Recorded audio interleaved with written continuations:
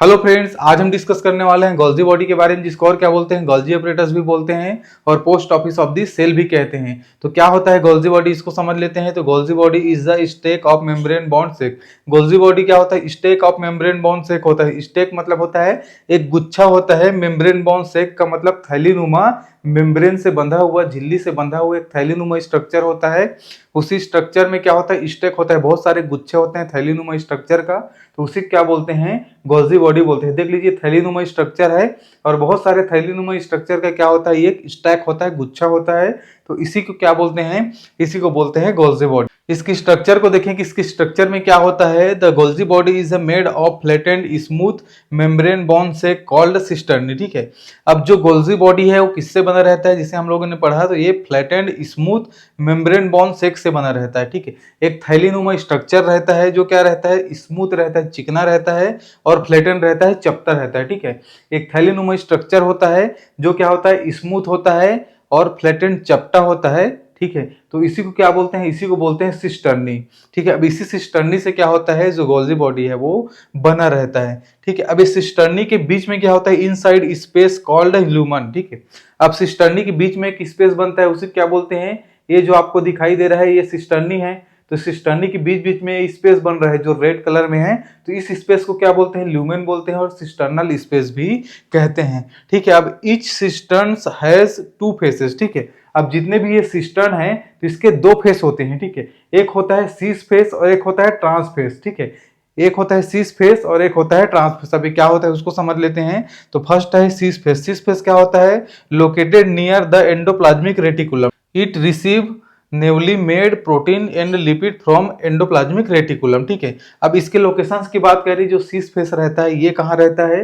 तो यहाँ पे इसके जस्ट बगल में क्या रहता है? एंडोप्लाज्मिक रेटिकुलम रहता है और एंडोप्लाज्मिक रेटिकुलम से ये क्या करता है? जो प्रोटीन एंडोप्लाज्मिक रेटिकुलम में बनता है और जो लिपिड बनता है उसको रिसीव करने का काम करता है। ये जो सीस फेस का काम होता है, जो भी प्रोटीन और लिपिड बन रहे हैं उसको रिसीव करने का काम करता है। कैसे रिसीव करता है? तो इनकमिंग ट्रांसपोर्ट वेसिकल रहता है। ये इनकमिंग ट्रांसपोर्ट वेसिकल कहाँ से आते हैं? तो एंडोप्लाज्मिक रेटिकुलम से आते हैं और एंडोप्लाज्मिक रेटिकुलम में आके जो प्रोटीन है और लिपिड है उसको किसको दे देते हैं? तो ये जो गोल्जी बॉडी है उसको दे देते हैं। ये तो हो गया सीस फेस के बारे में। अब देख लेते हैं ट्रांस फेस के बारे में। तो ट्रांस फेस में क्या होता है? Located away from the endoplasmic reticulum, it send the processed material out in vesicles. ठीक है, अब ये क्या होता है? जो एंडोप्लाज्मिक रेटिकुलम तो अपोजिट साइड होता है, जो एंडोप्लाज्मिक रेटिकुलम इधर है तो इसका अपोजिट क्या हो गया? ये हो गया, तो इसके अपोजिट साइड में रहता है। ठीक है, और जो भी इस प्रोसेस से प्रोटीन में मॉडिफिकेशन हुआ है, जो भी मटेरियल्स इस प्रोसेस से निकला है गोल्जी बॉडी से,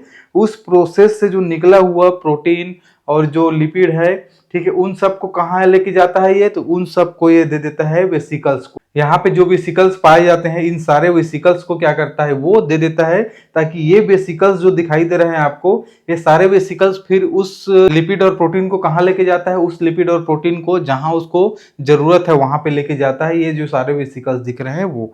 ठीक है, तो ये रहा ट्रांसफेस के बारे में। अब देख लेते हैं इसके फंक्शंस के बारे में कि गोल्जी बॉडी के कार्य क्या क्या होते हैं। तो फर्स्ट फंक्शन है modification of protein and lipid. क्या करता है? लिपिड और प्रोटीन को क्या करता है? मॉडिफाई करता है। ठीक है, कैसे मॉडिफाई करता है? तो यहां से जब लिपिड और प्रोटीन आता है, ठीक है, तो इस प्रोसेस से पूरा गुजरता है। तो इस प्रोसेस से पूरा गुजर के फिर वेसिकल्स तक पहुंचता है। वेसिकल्स फिर उसको जहां पर उसकी जरूरत है वहां तक पहुंचाने का काम करता है। ठीक है, तो इसमें इस प्रोसेस में क्या होता है?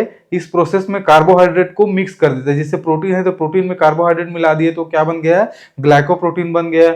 लिपिड में कार्बोहाइड्रेट मिला दिए तो ग्लाइकोलिपिड बन गया। तो इस तरीके से क्या करता है? मॉडिफिकेशंस का काम करता है जो गोल्जी बॉडी है वो। ठीक है, इसका फर्स्ट फंक्शन हो गया। सेकंड फंक्शन क्या करता है? Packaging and transport material. अब जो भी मटेरियल है उसको क्या करेगा?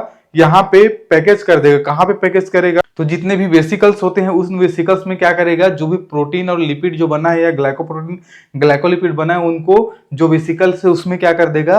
पैकेज कर देगा। फिर वो वेसिकल्स फिर उसको जहां जरूरत है वहां लेके जाने का काम करेगा। तो इस प्रकार से क्या होता है? पैकेजिंग एंड ट्रांसपोर्ट का भी काम गोल्जी बॉडी करता है।